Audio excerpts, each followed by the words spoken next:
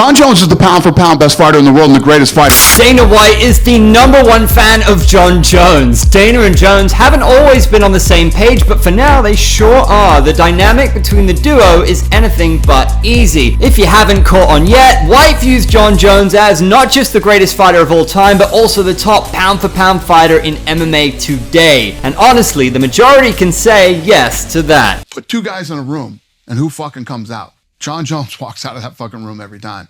These days, Dana White has devoted significant effort to persuading everyone in the MMA universe that Jones is unquestionably the top pound-for-pound fighter in the world. He's willing to lecture and fight anybody on this matter. The greatest fighter to ever live, ever, is fucking Jon Jones. When you look at Jon Jones has never lost a fight. This time, Dana might have something that the majority can agree with. Now, why is he sucking up to Jones this bad? There have been instances of him throwing Jones under the bus several times. So that got us thinking, what changed now? Alright, let's kick things off with the pound-for-pound debate. For those who might be new to the game, the pound-for-pound ranking is all about elevating fighters based on their skill, dominance, and impact in the fight game regardless of their weight class. And this is all a hypothetical concept, basically in a parallel world with no pros and cons over weight, reach, and power. We've seen legends like Anderson Silva, George St. Pierre, and Mighty Mouse make strong cases for this title. But today we're zeroing in on Jon Jones, a name that is the first one to pop up in GOAT conversations. So what makes him a contender for the pound-for-pound king? Jon Jones' story is nothing short of legendary. He burst onto the UFC scene in 2008, and at just 21 years old, he became the youngest UFC champion. He owns the longest unbeaten streak in the UFC at 19. The list of his achievements could go on and on all night long. His skill set is revolutionary, especially his fight IQ, which made him a nightmare for anyone in the octagon.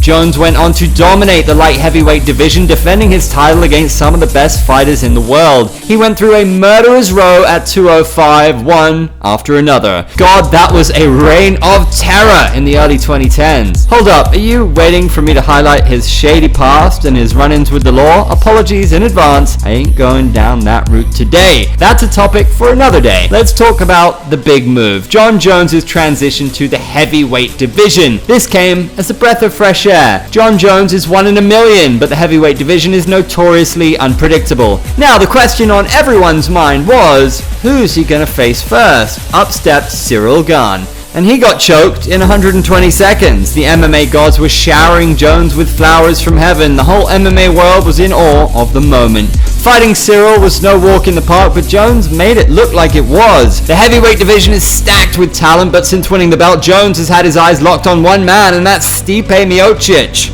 John's been sidelined with an injury since last year, but it looks like he's going to defend his heavyweight crown against former champ Miocic. Rumor has it that this super fight will headline the UFC MSG card in November. If he can secure this win, it would be an incredible achievement, cementing his legacy as one of the greatest fighters of all time. There's always an occupational hazard in place. As they say, fortune favors the brave. With all this talk of GOAT status, one thing that keeps coming up is Tom Aspinall. What to do with the interim champ? Before going into that, hit the bell icon, subscribe to the channel, and don't forget to like and share this video. Okay, I never imagined that the road to UFC 309 would become so absurd that the MMA community, known for its disagreements, would unite to pressure Jon Jones into fighting Tom Aspinall. Potentially, this could jeopardize his prized undefeated record and GOAT status. This situation has also forced Dana White to staunchly defend his main man Jones. Yes, for now, let's take it as he says. Dana is doubling down on this at every media question or fan post. He's highlighted how Jones made it look easy jumping the heavyweight and absolutely outclassed Ciryl Gane in a 2-minute fight in their title clash. Listen to this media call with some journalists. How time flies. This is the same Dana who once criticized Jones by penning a full-blown press release in detail. It's surprising how Dana has shifted from questioning Jones's character to consistently elevating him as a near mythical figure. Some even joke that Jones might have something deep about Dana. White's praise has been loud and clear, but here's the thing, Dana White's opinions can be a bit all over the place. One minute he's all about Jones and the next he's shitting on his past. This flip-flopping was evident when both both were butting heads over money. This can sometimes be confusing. Why the flip-flopping, Dana? It could be part of the game. Some argue it's all about controlling the narrative and pushing it selectively to the moon. Coming back to the matchup, it could be fire. Aspinall's a rising star with killer striking and a solid ground game. If Jones versus Aspinall happens, it could be a defining moment in Jones's career and a true test of his adaptability in the heavyweight division. Despite Dana White's shifting narratives, Jon Jones's career is a testament to his greatness. The way he's adapted, evolved, and dominated across multiple eras makes a strong case for him being the GOAT. Whether or not he is the GOAT might be up for debate, but his place in the history books is secure. If Jon wins against Miocic, he could settle any arguments still left to consider in the battle for who is MMA's GOAT. So there you have it. Jon Jones is a central figure in the pound-for-pound debate, and his career has been nothing short of phenomenal. What do you think about Jon Jones, and what's next for Bones? Is he the GOAT? If not,